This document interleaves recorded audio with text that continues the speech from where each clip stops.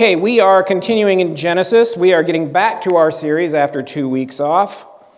It was wonderful spending time with our daughter and our son-in-law over there and looking at their ministry. You remember they were here, about a year ago. They came and shared about their ministry in Paris, and being there and getting feet on the ground and seeing what it's like where they are in Aubervilliers, which is like the poorest district in Paris.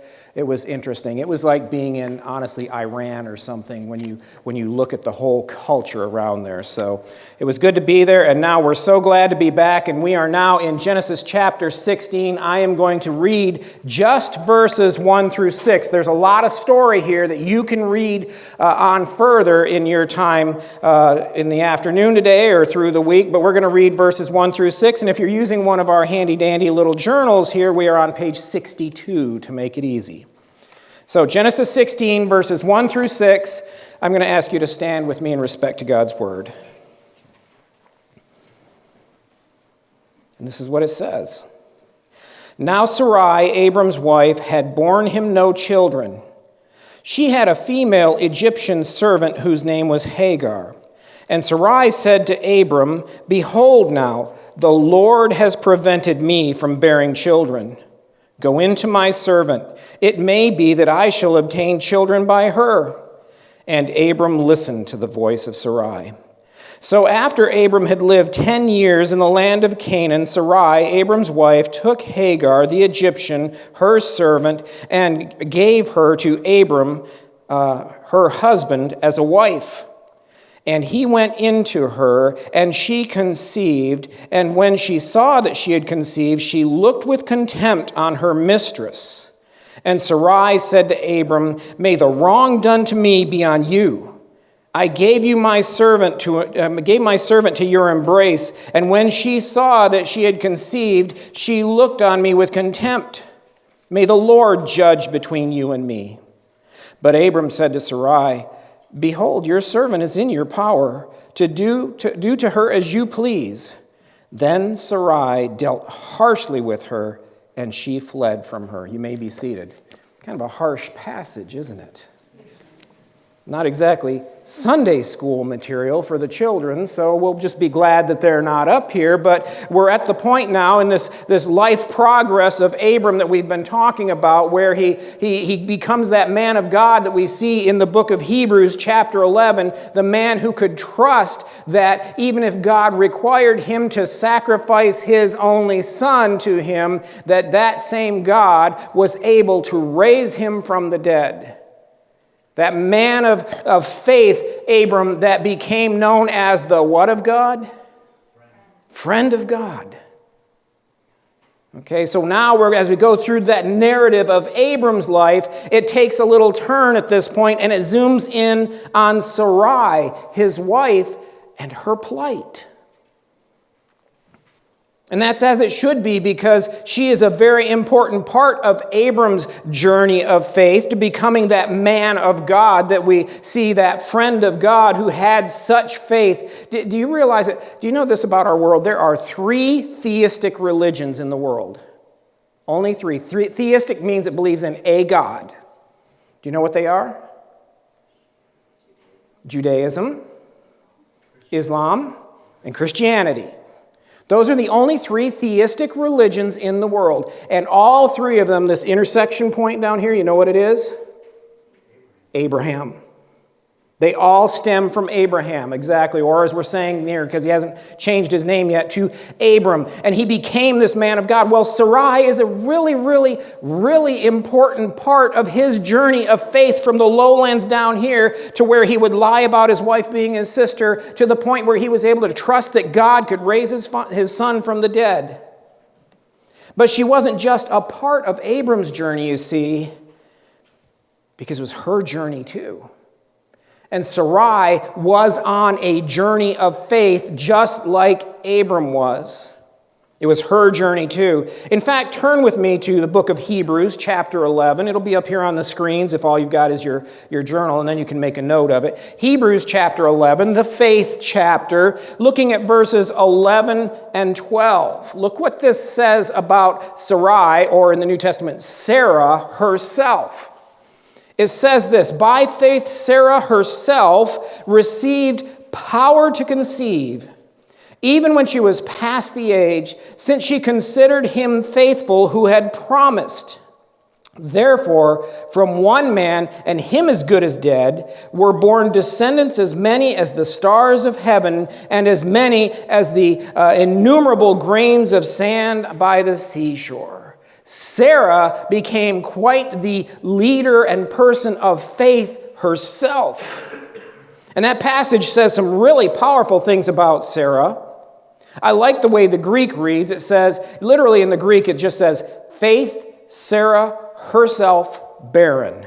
That's how it starts out. It paints the picture of the plight that Sarai was living in as we come into this chapter. And the words are very staccato-like. They're just faith, Sarah, herself, barren. And they're very emphatic notes to set the scene that Sarah is living in as she's on this faith journey with Abram. And the words are all very clear about her condition. As we look at this focal point as her, with her at her as the focal point of this narrative.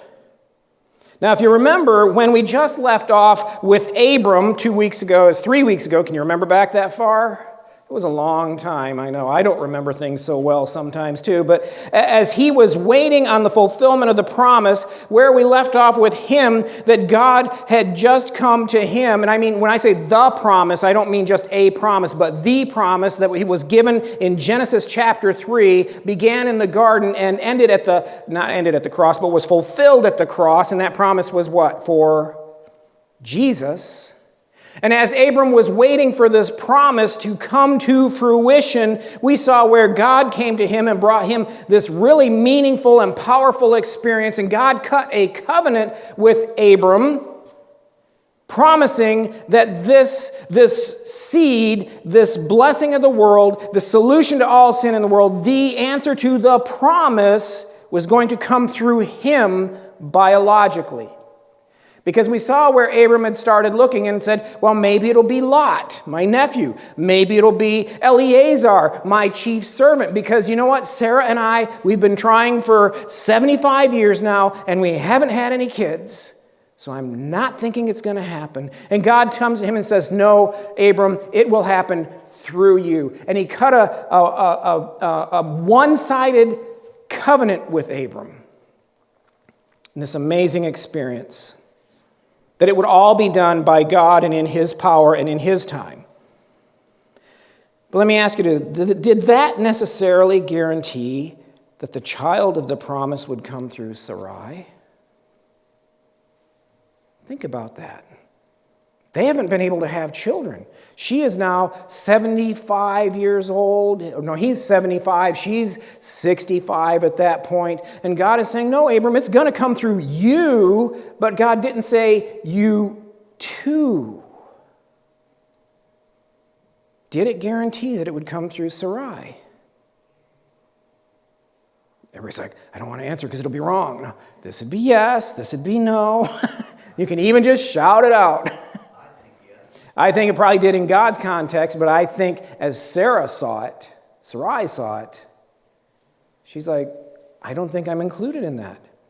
That's where that part of that verse in Hebrews 11 comes in, and why it's so staccato-y. It says, herself. I believe Sarai was feeling very alienated at this time. Sure, God comes talk to you. God does this for you. God shows you all this. I'm back here at the tent. I don't even have any kids to take care of. How am I going to be a part of this? Herself, it says. She's all alone in this. And it says barren. That was her condition. They knew that before they left Ur of the Chaldees, that she was barren. It's been it's nothing new. She knows she is not even able to have a child. In fact, in Hebrews 11 there it says, even when she was past the age. When she was young, she was barren, and now she's past that age. And so she is looking at it and saying, I can't have a child. 76 years old. Imagine how she felt and how these things all looked to her. Yes, Abram had the amazing experience with God, but she did not. And she was left out. she would not be a part of the promise. How could she? Well, just as God would take Abram and work this miraculous transformation in him where he could trust God that way, God is going to work the same kind of a transformation in Sarah and transform her from this woman who was just dead inside and just void because she could never be a part of the promise, left out of the promise, and make her the woman who, as the writer in the Hebrews put it, since she considered him faithful who had promised, therefore from one man, and him as good as dead, were born descendants as many as the stars of heaven, and as many and as innumerable as the grains of sand by the seashore. Those words are really critical there. It says, since she is the pivotal and active person in that verse. Since she believed God, it says, therefore Abram had all these children. Do you see the credit that's giving her in her faith? She would be transformed into that woman too. It was she who had the faith to trust God against all hope, and that he could produce in her an heir who would be the key to the promise. So it's not just Abram's journey. They were in it together, and God could keep working his promise through the two of them together. But she couldn't see it at this point. Right now, she is alone, feeling forsaken, feeling left out of the promise of God. How would that feel? And in this state, she does something very, very foolish. She tried to help God out. She tried to help God fulfill this promise for him. She stepped in and started to take over and get things going for God because he wasn't moving fast enough. Let me ask you this, in your experience, have you ever done that?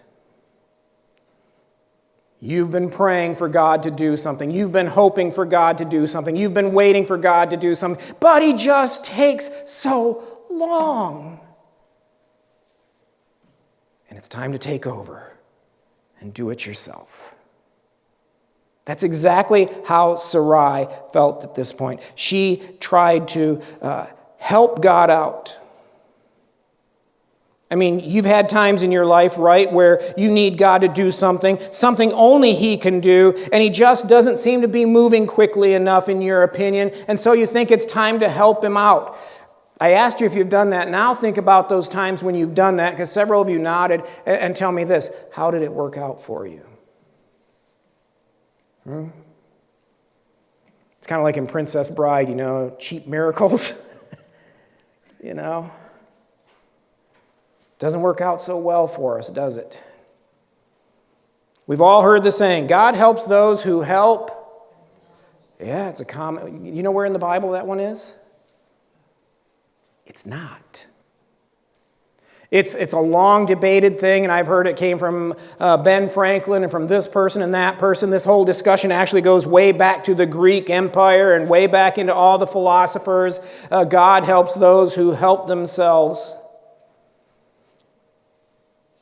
Granted, there is some truth to it in the phrase, because there might be a time when God's will is for you to kind of get off your duff and do something you can do about your situation, because there are times that it is in our power and he has put it in our hands to make a difference in our lives. Maybe I can, get more education, or maybe I can get more exercise or eat less, or something I can do to help myself with my situation. I mean, I'd love if I could just pray about losing weight and just wait and wait, and it would just happen. But there are times God expects us to do something about it. Yes, that part is true. But when it comes to a concrete promise of God, when God says he is going to do it, who is the one who's going to take care of you? And how much of your help does he need? Yeah. It's kind of like our cat. I say our cat now because you parents of adult children know how it goes. Your kids have a pet, and they need you to take it for a little while, and he will probably be there the rest of his life. So I'll go ahead and say our cat. But in my own passive aggressiveness, I have renamed the cat, and he now responds to the name I give him. If I'm going to scoop his poop every day and feed him every day, I get to name the cat. But this cat tries to help me out every morning, and I think he's going to kill me one day. Because I get up in the morning just like you, it's early, it's dark, my eyes aren't even really working yet, my glasses are downstairs, and I walk out of our bedroom, which is upstairs, and his treats are down in the basement, and he wants his treats, and he thinks he needs to show me how to get to his treats. And so he is right at my feet every step down the stairs are black, he's dark colored, it's dark in there. And I know one of these days, one or both of us is going down those stairs because he is just so anxious to help me, show me where those treats are. He's all over my feet, and he's just getting in my way.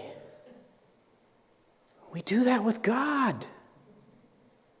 Come on, God, I can show you. I can tell you just how to do this, God. I'm all over his feet, and he's trying to get, and believe me, I know that's an anthropomorphous thing, he's not really like us, but in your mind, the whole story, we just get in his way, trying to show him the best way to help us out. Sarai looked at her situation. She saw a couple things here. Abram had been promised that the promise would come through a biological child of his own. B, I can't have children. I never could, and now I'm too old. And C, she finds a solution. We should get someone else to have a child with Abram so God's promise can be fulfilled. So what did she decide to do? You heard me read it. What did she do? Tell me the story. Yeah, she gave her, it says servant, that's really polite for what? Slave. To her husband to have a child so that God's promise could come true. And here's the thing. She thought she was doing the right thing. And you notice I said, she did it. She came up with this idea. How many of you women, well, don't raise your hands on this. This will be hypothetical because I don't want to know if you are okay with this. But how many of you women, especially wives, could imagine doing something like what she did? My husband really wants a baby, and I can't have one, so I'll let him go with this woman and have one. See, Sarai knows the promises from God, and yet she can't see any way out of her predicament but to take this drastic action and share her man with another woman. And that's what she thought of doing. And she actually probably thought that this was how the will of God would be done.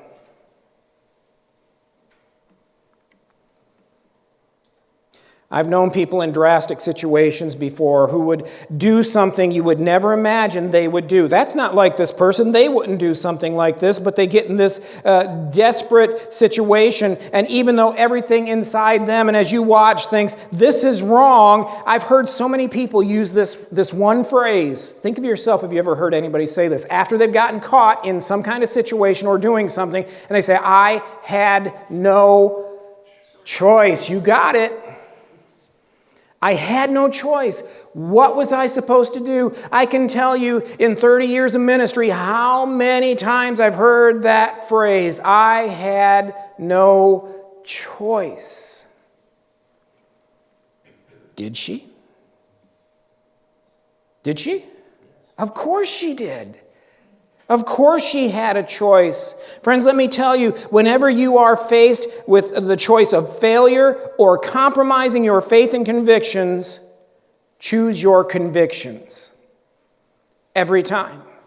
If you think, I've got to compromise my integrity before God in order to do this thing, or I'm going to fail fail. Trust God to come through for you, and if he doesn't, but if it means you have to compromise everything in you, just don't do it. Do the right thing, because the right thing is the right thing to do, period. Granted, they were living in a different time and culture we are, but many of the things are not all that different. Today, someone in her shoes might have chosen surrogacy, and I'm not going to get into the subject of surrogacy, but it is an option that is available to us today, where they would maybe have taken one of Sarai's eggs and some of Abram's sperm, and they'd have put them together, and some woman would have graciously carried that baby to term, and then it would have been their biological child. Well, they didn't have that option then. They didn't have that medical science. Sarai's plan required Abram to have a physical relationship with this young slave girl from Egypt. Like it says in verse 4 where we read, and he went into Hagar and she conceived. He took care of that part. Now to us this seems almost unimaginable, doesn't it? See, they didn't have the medical technology, so that's how it would have had to happen. But this was actually something that was common and acceptable in their culture. It was not uncommon and it was not unacceptable in that day and age if a couple wanted to have a child and couldn't, or if even the wife did not want to mess up her girlish figure or something, they could take one of the slave girls and give it to the husband, and they would have a child through her, and then that child would become the child of the mother. Not the birth mother, the one in Sarai's position. And we see where she even says that to Abram. She says, go into my servant, and it may be that I shall obtain children by her. Notice she didn't say that you, Abram, but who did she say the child's would be? Hers. Because it was her slave's job to produce this child, and her slave was her property, so the child would be her child.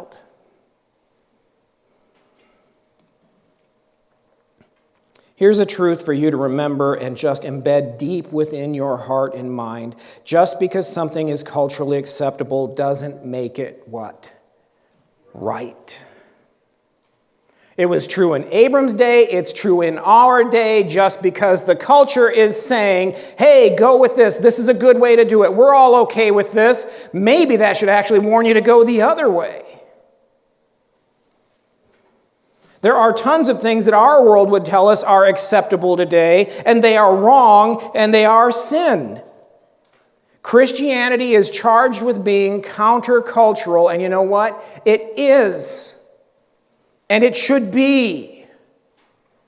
Because the culture of the world cannot mesh up with the culture of the Bible and the culture of God.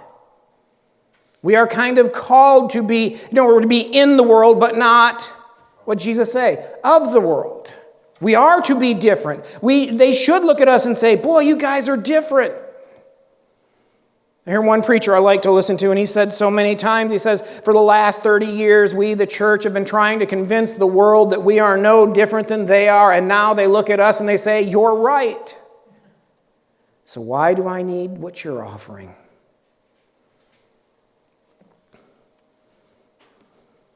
As we saw at the outset of our study in Genesis, God had ordained that marriage would be one man, one woman for life. That was his plan for marriage. We saw that right at the beginning of our study in Genesis. And we saw that he had established at that time that all sexual activity and relationships must exist within that bond, period. Understanding that clears up a lot of confusion in our culture if you truly believe that, doesn't it? There's one standard, there's one way. The world has a billion ways. There is one standard by God. And Sarah was willing to violate that in order to help God fulfill his promise. And some may even come to the point of polygamy and say, well, there was polygamy in the Old Testament, wasn't there? What about that? Well, it is true that God allowed that to exist, but God's ordained relationship was one man, one woman for life, period. He allowed man to do things at times because man was not capable of keeping his law. And when they asked Jesus about divorce, he actually referred back to that. When they asked him about, well, what reasons can I have for divorcing my wife? And Jesus says, well, because of the hardness of your heart, Moses allowed you to divorce your wives. But from the beginning, it was not so. When God established it, it was not to be. One man, one woman for life. And that is the only basis and boundary for any sexual activity. Period. You know, another thing about all the polygamists in the Old Testament that you read about, they all had trouble. Every last one of them. It wasn't a great working relationship. God's way is the best way, and it is the only right way. But God ordained the relationship.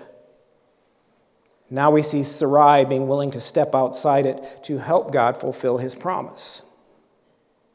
And in trying to fulfill God's promise for him, Sarai opened up her life and the whole world to a world of sin and problems. I think so many times when people made big things like this and big sins and big falls that led to repercussions all the way down through the human race, I'm sure if you asked me, I never saw that coming. And I'm sure when Sarai made this decision to go ahead and give her slave to Abram to have a child, when everything came back to roost, I'm sure she shook her head and said, I never saw this one coming. The truth is, Abram and Sarai and Lot had all exposed themselves to the world and its standards way too much while they were in that time in Egypt that we looked at. Egypt always represents, in the Old Testament, the world system, the world culture, the way they are. And we saw how Abram went down into Egypt and he mixed into that culture, and when he came out, they all came out a little bit changed.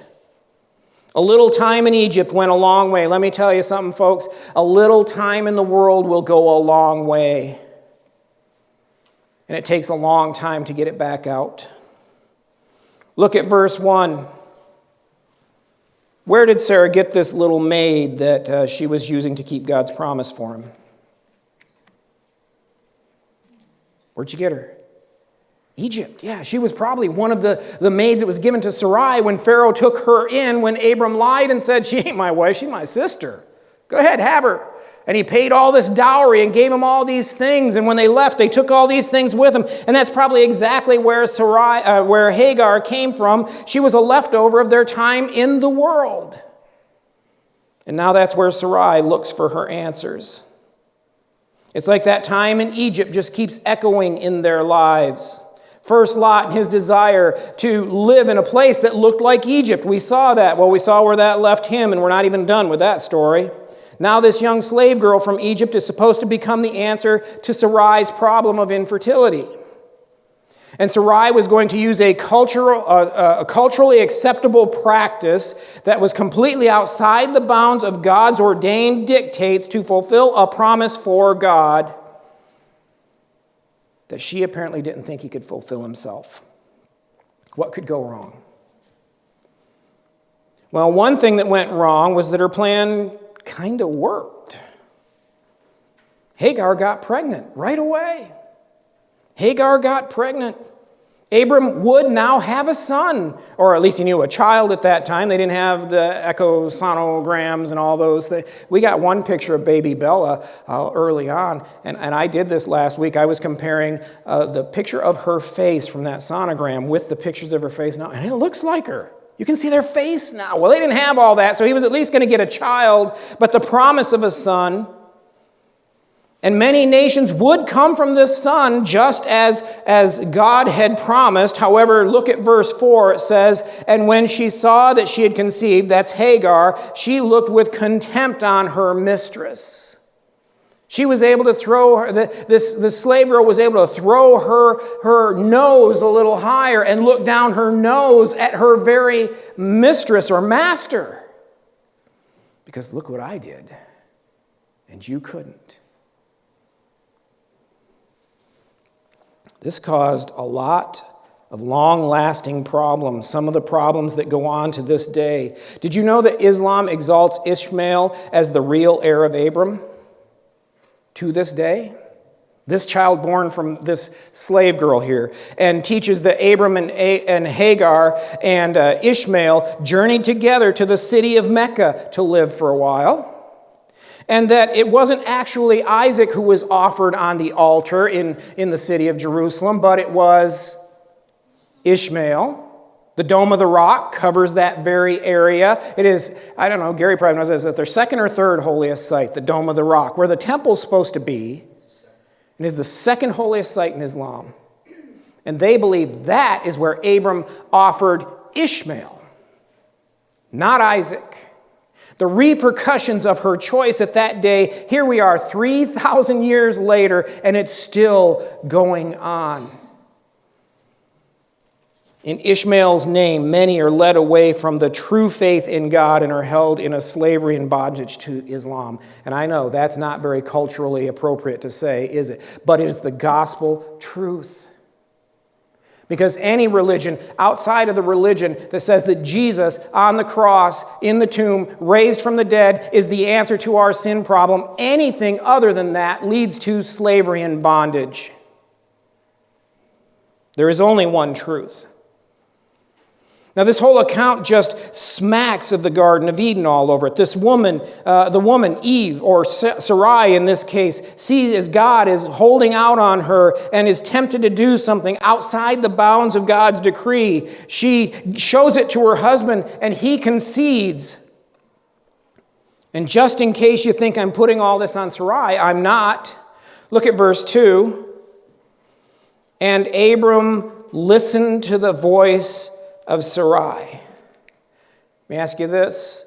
I know the ladies will be quick to answer on this one. Maybe the guys will answer. Could Abram have said no? Yes, he could have. In fact, I believe he was pretty involved in the process of producing a son in this whole situation. He could have at least put up a little fight.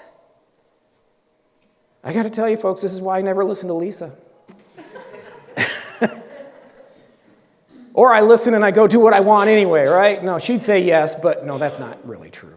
Probably. I do forget what she says at times, but, the point isn't never listen to your wife. The point is, you got to judge, guys.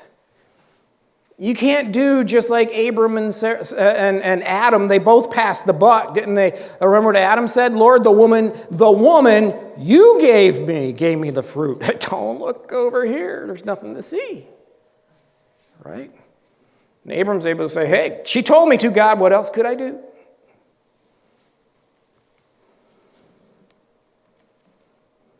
Listen to me, husbands and wives.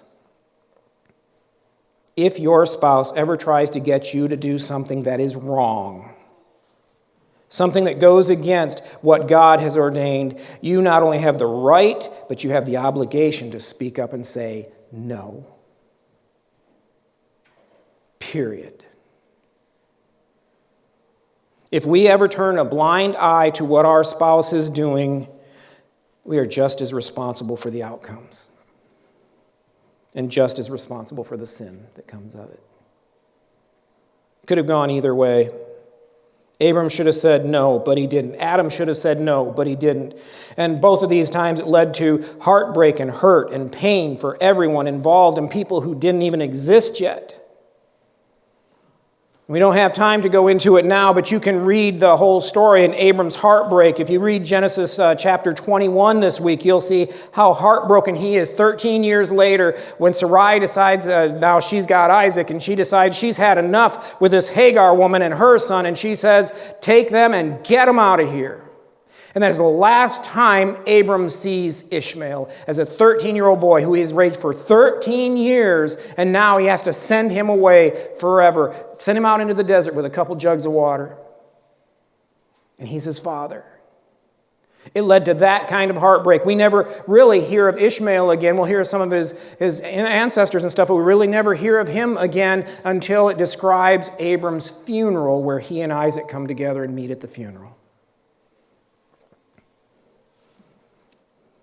When everything goes south, Sarai turns to Abram and she says, "May the wrong done to me be on you. I gave my servant to your embrace, and when she saw that she had conceived, she looked on me with contempt. May the Lord judge between you and me." And it probably really means, "May the Lord avenge me on you."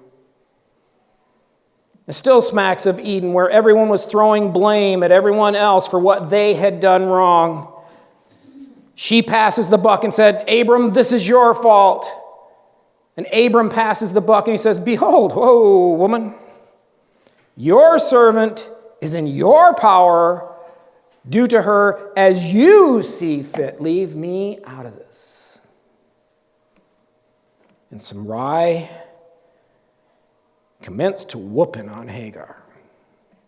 Starts beating her and mistreating her and taking it out on her. And I will add this, though, if you read chapter 21 this week, like I'm telling you to, you'll read the whole story, and you'll especially read the part of how God still looked after Hagar and her child. In fact, the name Ishmael means you are a God who hears, and that's exactly why Hagar gave Ishmael that name, because when she was an outcast and she was out in the desert to die, God heard her cries and heard her prayer and saved them both and gave them grace. But all of this hardship and all of this suffering that came out of it could have easily been avoided if Abram and Sarai had simply trusted God to fulfill his own promise instead of taking matters into their own hands, which takes us right back to that first question, doesn't it?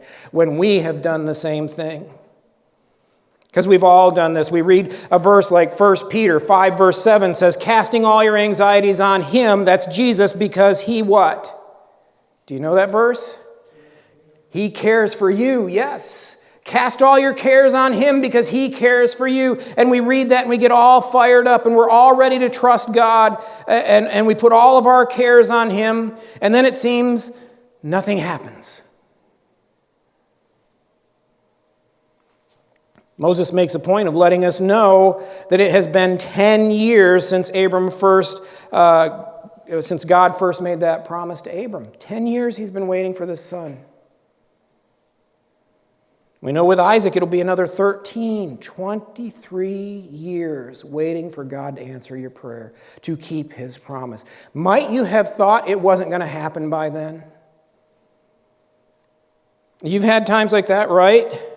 Maybe you've had a sickness or some condition or a problem at work or something like that. It's trouble in a relationship. Your marriage is struggling and you're praying and you're praying and you're praying and it seems like nothing at all is happening.